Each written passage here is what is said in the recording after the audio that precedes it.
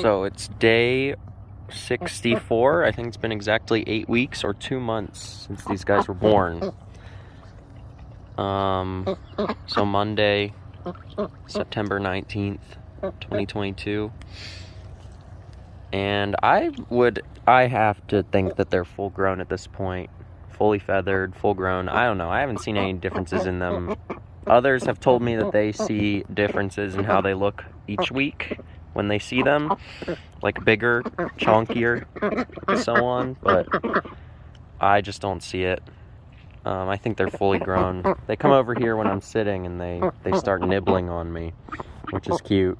I don't know, they think my clothes are fun, so they get in there and they just start nibbling. This one gets in my pockets, starts pilfering my pockets. And they're looking up at the sky right now. They think they see something. Yesterday we had an owl land on a nearby house, and they all looked up. Look at you. Oh my goodness. They all looked up and let out a bunch of warning quacks and ran to the pool and got in the pool. I guess they feel safe in the pool. They can dive down under the water when they see something above their pool. I don't know how effective that would be for a hawk or an owl that is hunting, but they seem to think so. Maybe it would be best if I put something above this pool for them to be protected from aerial predators. But here's their coop again. They're run. It's working out fine. It's been about a week. It's been like 2 weeks maybe since I started using it. I've got this piece of OSB, which is it's screwed into the ground and screwed into the wood right here, and they basically sleep under that. They like having like a little roof over their heads. And perhaps when we start getting more rain and snow, then I'll maybe tarp the back half. I just haven't done it because it doesn't seem necessary so far. And I don't think it'll look good to tarp it. Ow, she was yanking at my stomach. It hurt. I am also buying a cheap pump and a cheap filter for this because I currently have to drain all this water once every 2 days, and it takes a long time. And it's a lot of water. It's a pretty big dog pool right here, and I drain it into my yard. Drain the pool into my yard, and I do that manually with a little siphon that I put in here. It just takes forever. It takes like 20 or 30 minutes, and then I have to refill the pool, and it's just so messy too. So I figured I'd spend $50, buy a pump and filter, and I think this is only like 150 gallons. This pool's only 150 gallons, so I bought a 300 something gallon per hour pump. It was like one of the smallest ones I could find. And I read online that you should be cycling all the water every 2 hours, so I think this one will be doing overkill, which is good. It'll keep it really clean in here. And then I bought a filter that attaches to the pump, which will, when the water's being sucked in, it filters it beforehand. So I think that should keep this pool pretty clean, and then I won't have to cycle the water as much. Maybe every once in a while I'll cycle some water. Ow. She's going into my leg pits there. Bro, chill. Here she comes. Yeah, they just attack, man. Yeah, so maybe this pool won't be such a pain to deal with.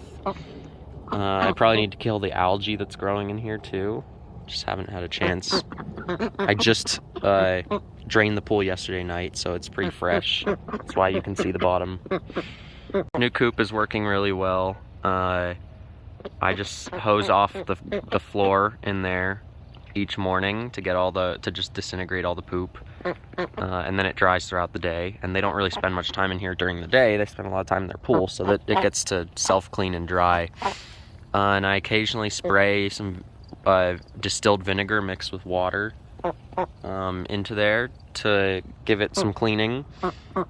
And I've also bought this food grade diatomaceous earth, which I've heard is good to occasionally dust into the substrate in here. Apparently that it's like a really thin substance, and it'll basically like dry out the exoskeleton of like bugs that can be harbored in here. And here she goes, getting all excited. The diatomaceous earth basically just like dries out all the bugs and kills them. So I put that on like once a week. But I like this more than the deep litter. I don't think I was doing the deep litter correctly from my previous setup. I just didn't have the the type of duck coop for the deep litter. I didn't have enough room either to do it well. So it just ended up being really gross. This seems to work out pretty well. All I do is hose it down, dries out, doesn't smell. I haven't seen really many bugs, so that's good.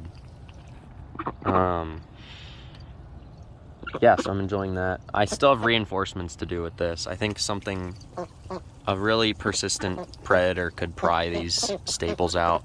So I've been slowly reinforcing it with like metal prongs that I hammer into the hardware mesh. Here they all are. This is just yoinking. Yank, yank.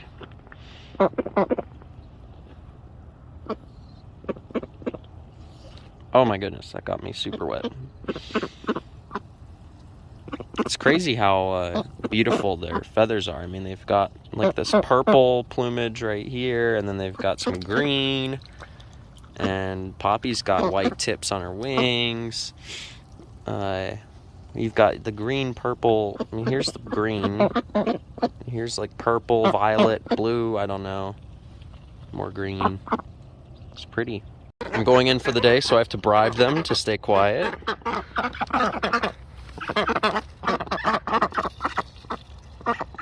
And here's what I do. I throw a bunch of them out here.